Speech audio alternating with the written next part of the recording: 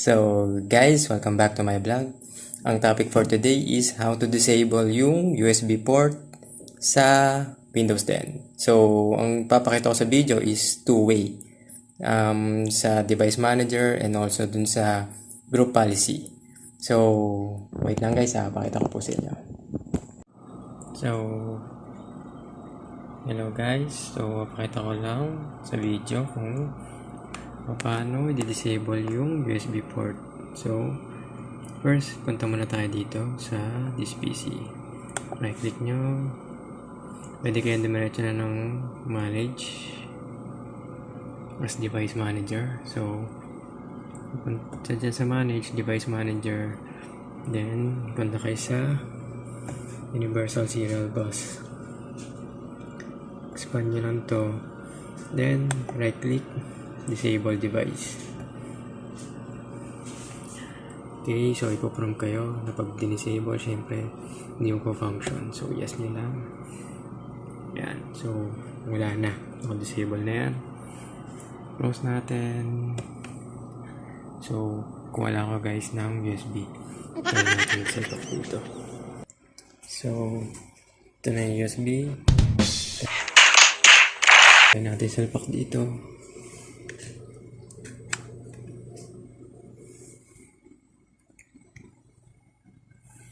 So, dapat madedetect siya rito eh.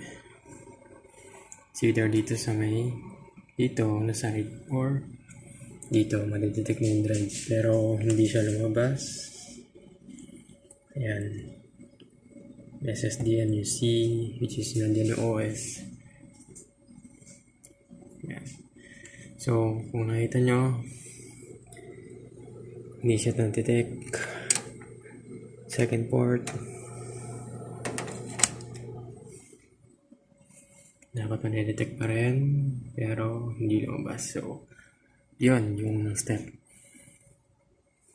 So, pause ko muna guys So guys, ito yung second option.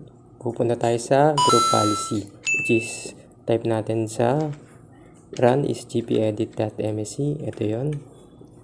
Yan. Lumabas na. Focus lang natin. Yan. So, yan. Then, click OK. Hindi ako naka-admin. So, ito. Niran ko na sa admin siya. Punta tayo sa administrative templates. Then, under ng systems. Then, hanapin natin yung saan na ba yun? Storage. And removable storage access. Double click, and then ito, removable disk, deny read, and write access. So, itong dalawa, kailangan natin disable to. So, double click nyo lang itong dalawa. Ayan, read muna tayo. Double click, then click nyo lang itong radio button na disable. Ayan, then press OK lang para ma-disable yun. Yung read access. So, okay ko lang. And then, deny naman ang susunod. Yung write access. So, click nyo lang din ng disable. Then, click nyo na naman ng okay. So, after mo okay na yan. Dapat naka-disable na yan. So, close natin ito. Okay na siya guys. So, ito yung second option. Dapat hindi na ma-access yung USB port. Naka-disable na yan. So, yun guys, yung two-way on how to disable yung USB port sa Windows 10. So, yung pinakita ko una is yung sa device manager, which is di-disable nyo yung device na yun, yung USB port.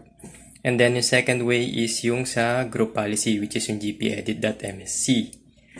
Iyon. Mas safer siguro para at least hindi magagalaw maski yung device manager o tsaka yung group policy kung naka-active directory kayo. Since kailangan ng admin privilege, which is kailangan nyo ng password ng admin para lang magalaw yung Windows settings na yun. So, yun. Kung nagustuhan nyo yung video, like lang kayo and comment na rin kayo sa channel ko. And then, click the subscribe button and click the notification bell. So, yun lang guys. Simple lang siya. Sana makatulong to.